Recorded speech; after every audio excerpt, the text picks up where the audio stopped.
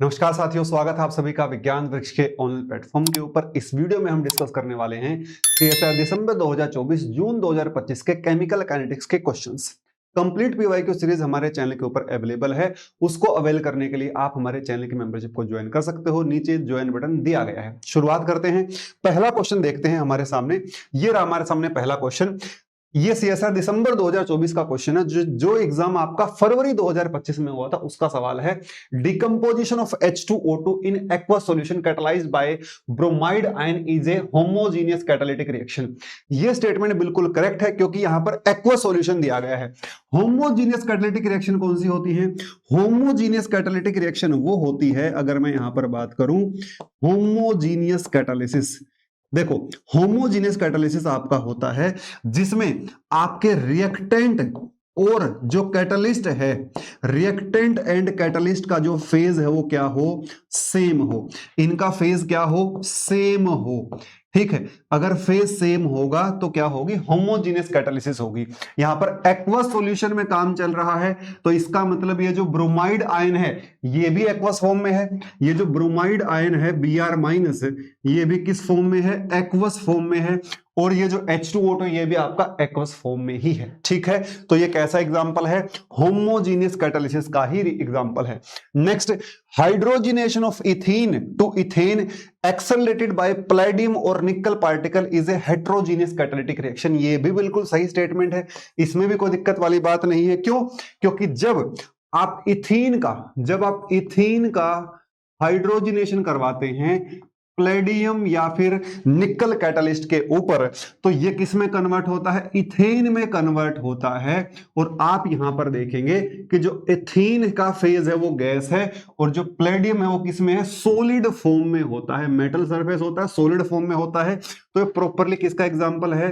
Heterogeneous catalysis का ही example है। हेट्रोजीनियस कैटालिसिस का ही एग्जांपल है। Next, enzyme increase the equilibrium constant of the reaction. बिल्कुल रॉन्ग स्टेटमेंट है जी। रॉन्ग क्यों? हमें बताता हूं। जो एंजाइम होती है ना, जो एंजाइम होती हैं वो क्या करती हैं? वो काइनेटिक पैरामीटर को अफेक्ट करती हैं, या फिर मैं कहूं वो थर्मोडायनेमिक पैरामीटर को अफेक्ट नहीं करती हैं। इक्विलिब्रियम कांस्टेंट एक थर्मोडायनेमिक पैरामीटर है। एंथैल्पी चेंज भी एक थर्मोडायनेमिक पैरामीटर है। एंट्रोपी चेंज भी एक थर्मोडायनेमिक पैरामीटर है। तो यहां पर अगर मैं बताऊं, जो कैटलिस्ट होते हैं ना, जो कैटलिस्ट होते हैं ये ओनली अफेक्ट काइनेटिक पैरामीटर्स।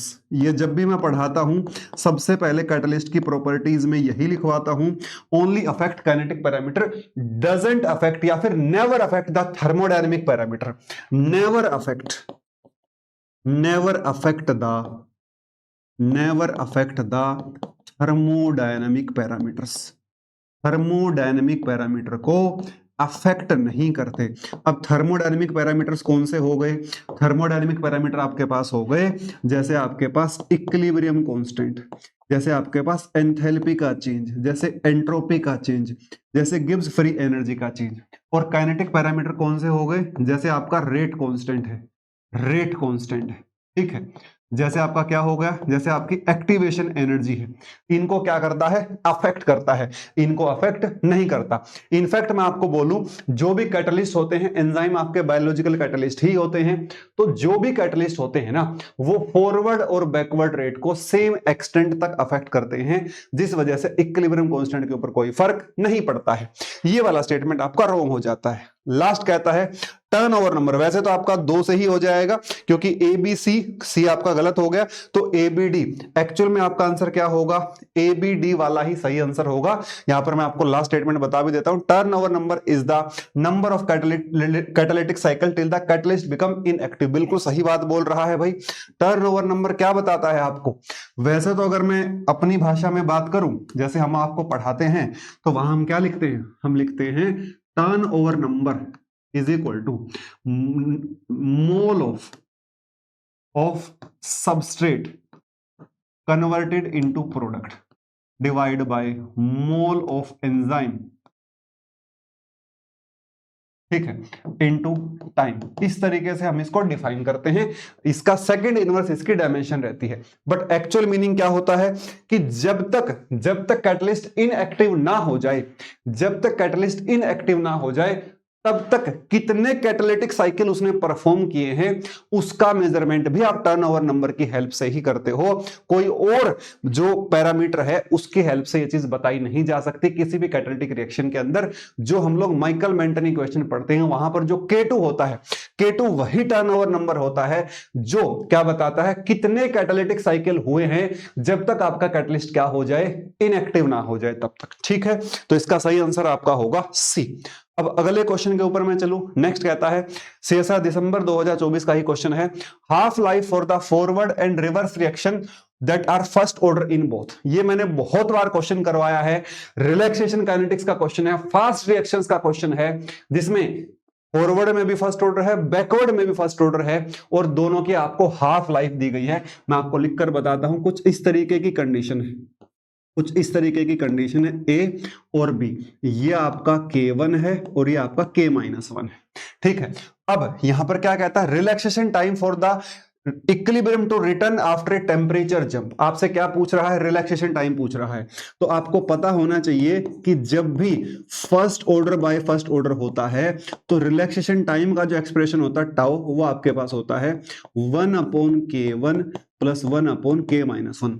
आज तक जितने भी एग्जाम हुए हैं ना, उनमें first order by first order ही आया है, और यही सेम क्वेश्चन कितनी ही बार आ चुका है, कितनी ही बार सेम क्वेश्चन एग्जाम में आ चुका है। तो यहां पर हमें बस K1 K-1 की वैल्यूज निकालनी होंगी, वो हम लोग निकाल लेंगे। यहां पर क्या दिया गया हमको हाफ लाइफ दी गई है, हमको T हाफ और 1 दिया गया है, कितना 24 मिली सेकेंड। ठीक है, तो हमारे पास K और फॉरवर्ड क्या आ जाएगा 0.693 डिवाइड बाय 24। ठीक है, इसकी वैल्यू मैं एक बार आपको कैलकुलेट करके बता दूंगा। जो T हाफ आपको 2 दिया है वो कितना दिया गया है जी, या फिर T हाफ -1 मैं इसको बोलूंगा सही मायने में, तो T हाफ -1 है, बैकवर्ड का है ना, तो ये कितना दिया गया आपको, ये आपको दिया गया 39 मिली सेकेंड। ठीक है, तो यहां पर K फॉर बैकवर्ड क्या आ जाएगा 0.693 डिवाइड बाय 39। मैं आपको डायरेक्ट वैल्यू ही बता देता हूं कैलकुलेट करके, क्योंकि कैलकुलेशंस में टाइम वेस्ट नहीं करना है। अगर आप यहां पर T हाफ 1 निकालोगे तो ये आपके पास आ जाएगा 0 पॉइंट, बल्कि रेट कांस्टेंट निकालता हूं सीधा, 0.02887 ये बन जाएगा भाई, और ये आपके पास बन जाएगा भाई कितना 0.0177। ठीक है, अब यहां पर अगर मैं आगे बात करूं, आगे भी मैं सीधा आपको आंसर ही बता देता हूं।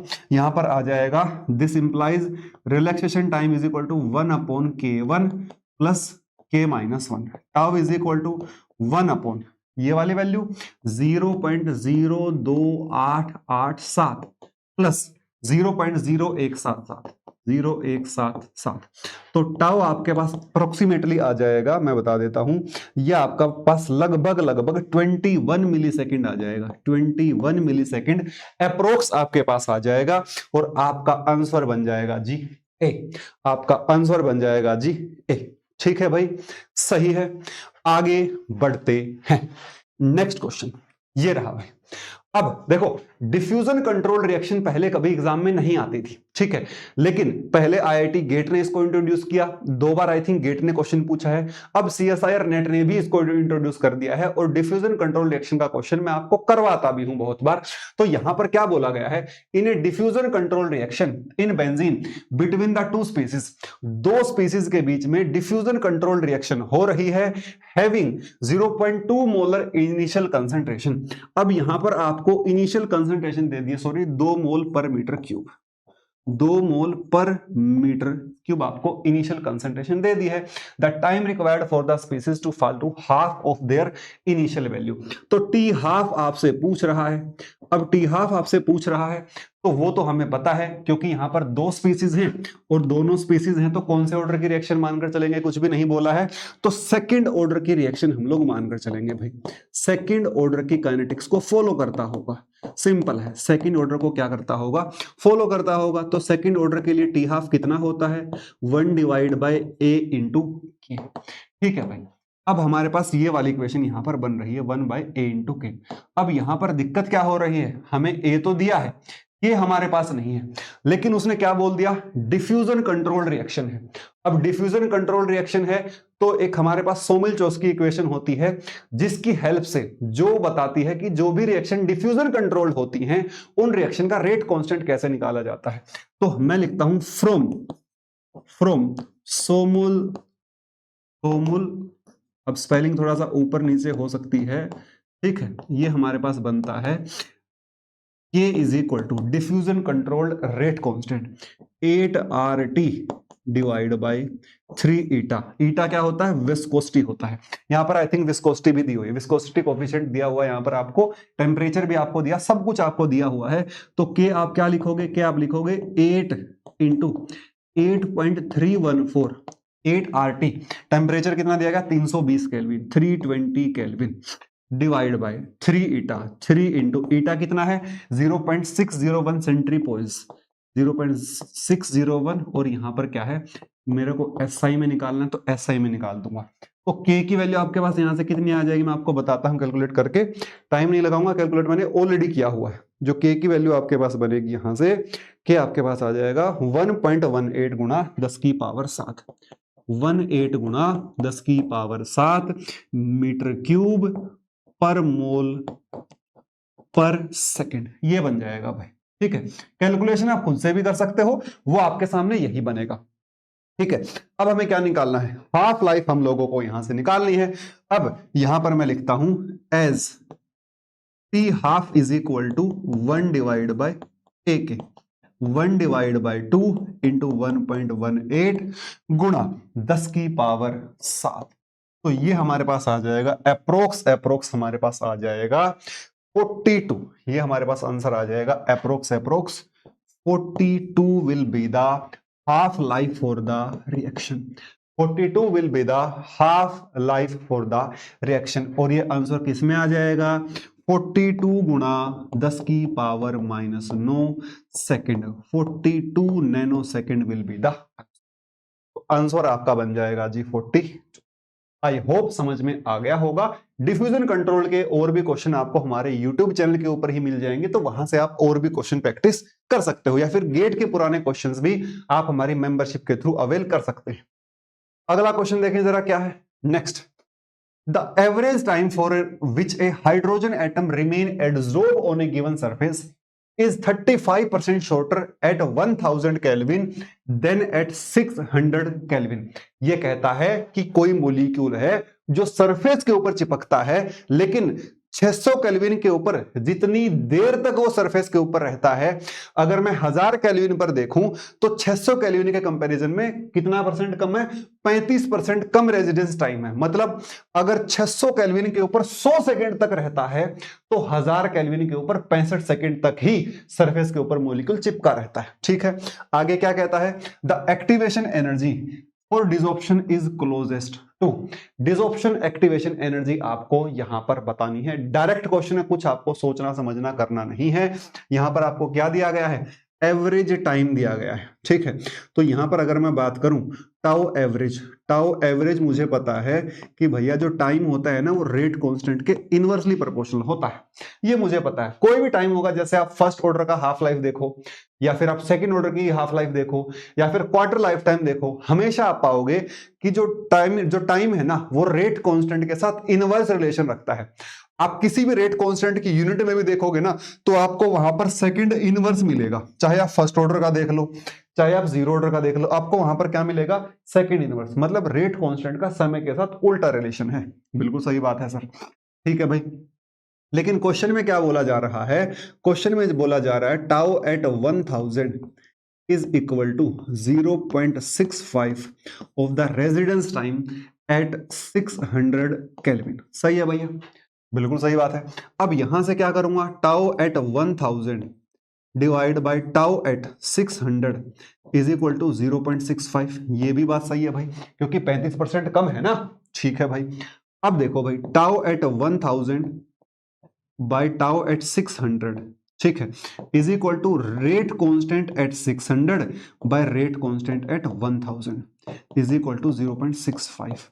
अब मैं ऐसा क्यों कर रहा हूं, क्योंकि मेरे पास अर्हेनियस इक्वेशन है ना, तो मैं दोनों रेट कांस्टेंट निकालकर अर्हेनियस इक्वेशन से निकाल दूंगा एक्टिवेशन एनर्जी। तो यहां से क्या आ जाएगा, k at 1000 divide by k at 600 is equal to 1 divide by 0.65। अब इसके लिए कैलकुलेटर की रिक्वायरमेंट होगी, पेपर में गिवन होता ही है। तो जब हम इसको सोल्व करेंगे तो ये हमारे पास आ जाएगा k at 1000 divide by k at 600 is equal to 1.538। ये आ जाएगा 1.53। ठीक है भाई, एज वी नो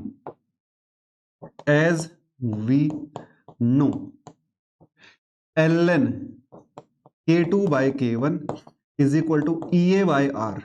ठीक है, और 1/T1 माइनस 1/T2 ऐसा हम लोग देखते हैं, और हमें एक्टिवेशन एनर्जी निकालनी है।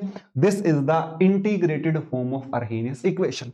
ये भी हमारे पास है, तो यहां पर क्या लिखूंगा, ln k at 1000 divide by k at 600 is equal to EA by R और 1 divide by 600 minus 1 divide by 1000।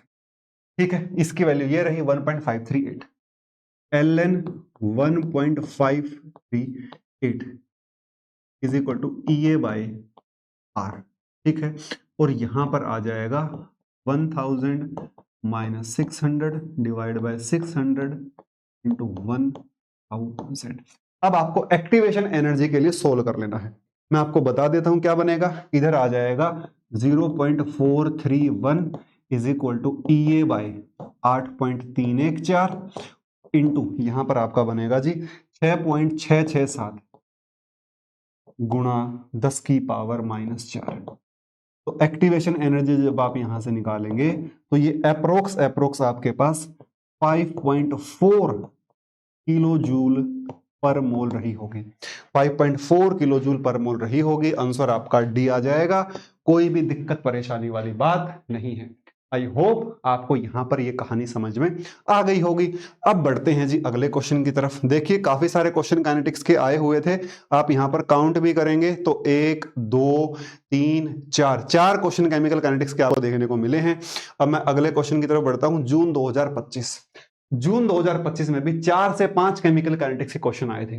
मैं हमेशा कहता हूं फिजिकल केमिस्ट्री में सबसे इंपॉर्टेंट टॉपिक अगर मैं बोलूं तो वो आपके दो हैं, क्वांटम और दूसरा केमिकल काइनेटिक्स। लगभग 40-50% फिजिकल केमिस्ट्री को कवर करते हैं आपके एग्जाम के अंदर। नेक्स्ट कहता था activation energy and enthalpy change for H2I2 reaction goes to 2HI। HI का कॉम्बिनेशन हो रहा है, HI का फॉर्मेशन हो रहा है। ठीक है, H2I2 का कॉम्बिनेशन हो रहा है। तो यहां पर क्या देता है, एक्टिवेशन एनर्जी देता है। कितनी एक्टिवेशन एनर्जी दी जा रही है, एक्टिवेशन एनर्जी फॉरवर्ड रिएक्शन की EA for forward 167 kilo joule पर मोल। एंथैल्पी चेंज भी दे रहा है, डेल्टा H भी हमें दिया जा रहा है। कितना दिया जा रहा है जी आपका, -8 किलो जूल पर मोल। कहता है कि प्री एक्सपोनेंशियल फैक्टर प्रोडक्शन और डिकम्पोजिशन ऑफ HI के लिए सेम मानकर चलना है। करेक्ट ऑप्शन आपको बताना है K for production, K for decomposition. Okay, तो अगर मैं इसकी बात करूं, फॉरवर्ड में क्या हो रहा है, ये तो प्रोडक्शन वाला है, ये तो प्रोडक्शन वाला है। EA फॉर प्रोडक्शन, बल्कि मैं इसको क्या बोलूंगा, फॉरवर्ड नहीं बोलूंगा, इसको बोलूंगा EA for production. EA for production, ठीक है भाई, सही बात है। या फिर फॉरवर्ड, तो आपको बोलता है KP and KD have the same temperature dependence. KD changes more rapidly with temperature than KP। देखो कोई भी रेट कांस्टेंट टेम्परेचर पर कितनी डिपेंडेंस रखता है, ये डिपेंड करता है एक्टिवेशन एनर्जी के ऊपर।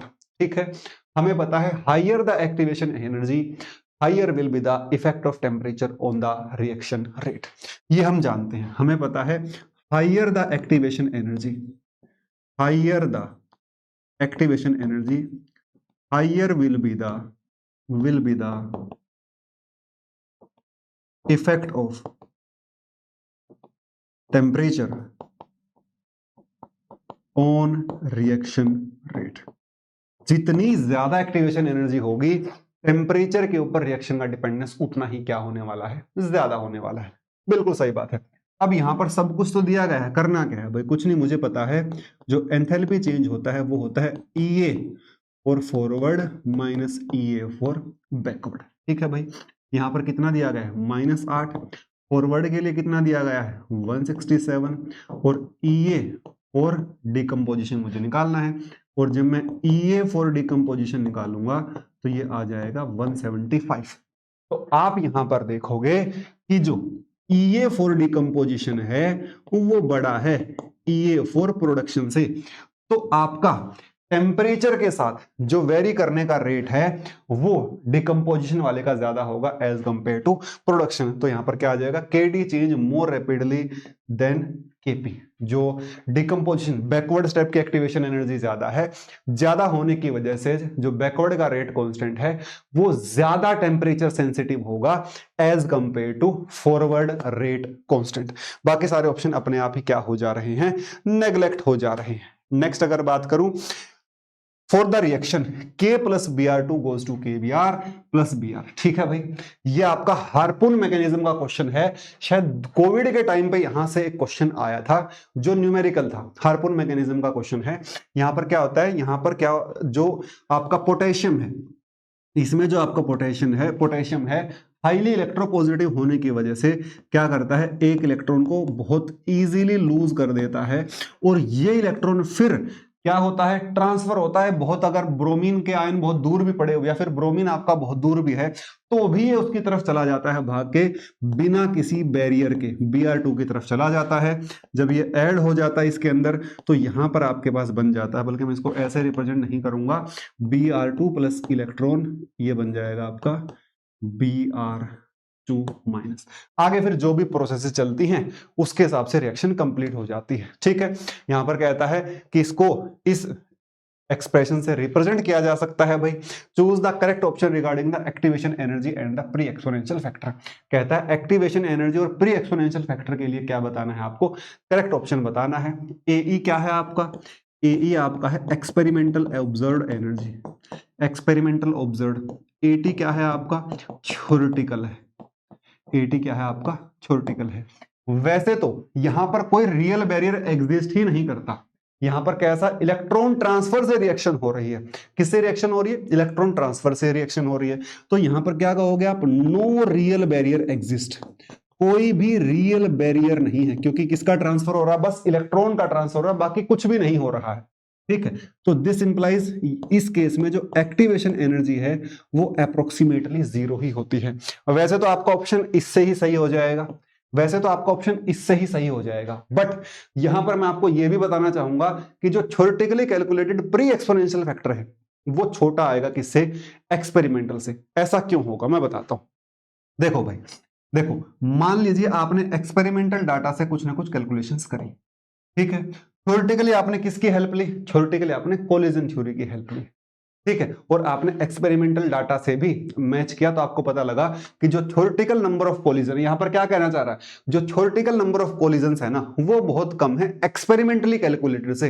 ऐसा क्यों है, ऐसा पक्का हुआ होगा, क्यों ऐसा हुआ होगा मैं बता देता हूं। देखो एक्चुअल में यहां पर क्या है सबसे पहले जो कोलिजन थ्योरी है ना, कोलिजन थ्योरी सिंपल मॉलिक्यूल्स पर एप्लीकेबल होती है। किसके ऊपर सही रिजल्ट देती है, सिंपल मॉलिक्यूल्स पर सही रिजल्ट देती है। ठीक है, और क्या मानती है, हार्ड स्फीयर मानती है। ठीक है, अब यहां पर क्या बोला गया होगा कि जो भी ओरिएंटेशन कोलिजन थ्योरी ने कैलकुलेट करी होंगी, जैसे Br2 मॉलिक्यूल आपका है, जैसे Br2 मॉलिक्यूल आपका है, Br2 मॉलिक्यूल आपका लीनियर है, लीनियर डायटोमिक है, या फिर कहूं Br2 मॉलिक्यूल आपका क्या है, लीनियर है भाई। अब लीनियर है तो इसमें क्या होगा, जब ये पोटेशियम से, जब इसका कोलिजन पोटेशियम से हो रहा होगा तो ऐसा जरूरी थोड़ी ना है कि सारे ही कोलिजन परफेक्टली ओरिएंटेड होंगे, ऐसा जरूरी थोड़ी ना है कि जो सारे ही कोलिजन होंगे वो परफेक्टली क्या होंगे, ओरिएंटेड होंगे। तो एक्चुअल में जो रो रहा होगा वो क्या रहा होगा, 1 से कम रहा होगा। एक्चुअल में रो क्या रहा होगा, 1 से कम रहा होगा। ठीक है, इसलिए जो थ्योरेटिकल वैल्यू कैलकुलेट हो रही है वो क्या हो रही है, वो कम आ रही है एक्सपेरिमेंटल डाटा से। दूसरा क्या, दूसरा क्या, यहां पर आ जाएगा पहला, all collision, all collisions, all collisions are not perfectly oriented. सही है भाई। दूसरा, दूसरा, all collisions have not sufficient energy. All collision have not the sufficient energy even if EA is approximately equal to 0। जिस वजह से जो थ्योरेटिकली कैलकुलेटेड वैल्यू है ना, जो थ्योरेटिकली कैलकुलेटेड वैल्यू है वो इस एक्सपेरिमेंटली कैलकुलेटेड वैल्यू से क्या आ रही है, तो किसका है ये, तो आपका किसका है, ये तो आपका अर्हेनियस इक्वेशन है। ये आपकी कौन सी इक्वेशन है, अर्हेनियस इक्वेशन, अर्हेनियस की एक्टिवेशन एनर्जी है। तो यहां से जो एई निकाला ना वो बड़ा आया किससे के कंपैरिजन में, जो आपने कोलिजन थ्योरी से एटी निकाला है उससे, क्योंकि एक्चुअल में कोलिजन होते समय ये वाले फैक्टर भी कंसिडर हुए होंगे, किए गए होंगे, और जिस वजह से जो कोलिजन थ्योरी ने कैलकुलेट किया है वो एक्सपेरिमेंटल डाटा से क्या आ रहा है, रेट कांस्टेंट कम आ रहा है। तो इसको आप एक ऑप्शन से भी सही कर सकते थे, बट मैंने आपको ये वाला हिस्सा भी रिप्रेजेंट कर दिया है, एक्सप्लेन करने की कोशिश करी है। इसका सवाल है, हार्पून मैकेनिज्म का सवाल है। इसी वजह से कहा जाता है जो भी पहले के सालों में क्वेश्चन आ चुके हैं ना, उनके इर्द गिर्द के कॉन्सेप्ट भी आपको जरूर देखने चाहिए। ठीक है, चलिए जी आगे बढ़ते हैं, नेक्स्ट क्वेश्चन देखते हैं क्या है हमारे पास। ये रहा जी अगला सवाल। यहां पर the rate law for the N2O2, N2O2 से कहां जा रहे हो, ट्वाइस ऑफ NO के अंदर जा रहे हो भाई, बिल्कुल सही बात है। फिर कहता है फर्स्ट ऑर्डर है N2O2 के रिस्पेक्ट में, अगर इनिशियल कंसंट्रेशन 1 मोल पर डेसीमीटर क्यूब है तो टाइम डिपेंडेंट बिहेवियर के लिए NO का जो टाइम डिपेंडेंट बिहेवियर है उसके लिए कौन सा एक्सप्रेशन इनमें से करेक्ट होगा, ये आपको यहां पर बताना है।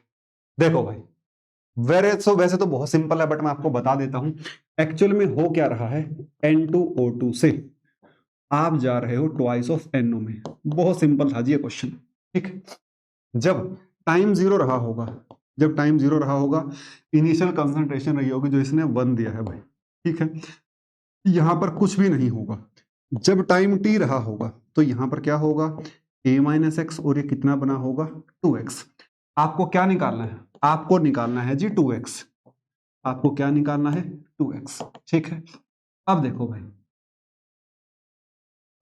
For a first order reaction, for a first order reaction, concentration of reactant at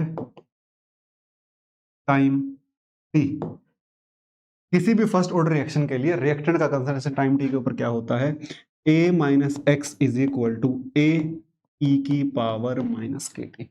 बताओ भाई, ऐसा ही होता है कि नहीं होता है, एग्री कर रहे हो। आप इसको बहुत बार ऐसा भी लिखते हो, आप इसको बहुत बार ऐसा भी लिखते हो। देखो मैं आपको समझाता हूं, a बराबर a नोट e की power minus K T.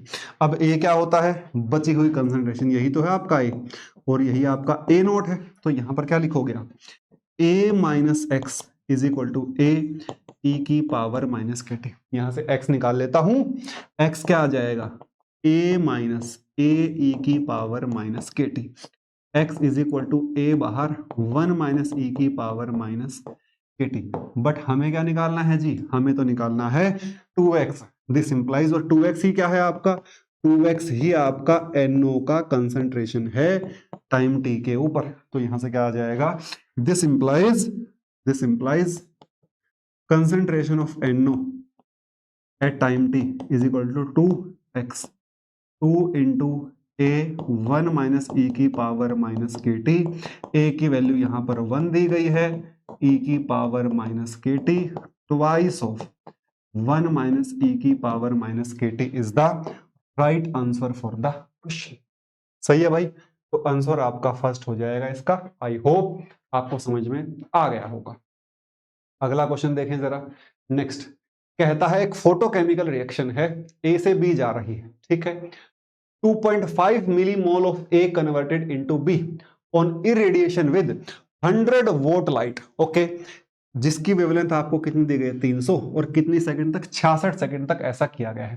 Quantum yield आपसे पूछा जा रहा है। देखो क्वांटम इल्ड निकालने का बड़ा सिंपल फॉर्मूला होता है, ठीक है, क्वांटम इल्ड निकालने का बड़ा सिंपल फॉर्मूला होता है mole of A converted to mole of reactant converted to product divide by mole of photon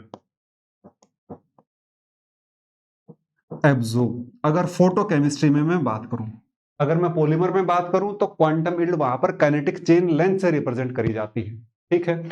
enzyme catalysis में बात करूं तो नीचे क्या आ जाता है, मोल ऑफ एंजाइम आ जाता है। Number of reactant convert to product divide by number of photon, इस तरीके से भी डिफाइन करते हैं। Mole of amount of reactant converted into product divide by amount of photon absorb, एक ही बात है, ठीक है भाई। अब यहां पर क्या है भाई, मोल ऑफ ए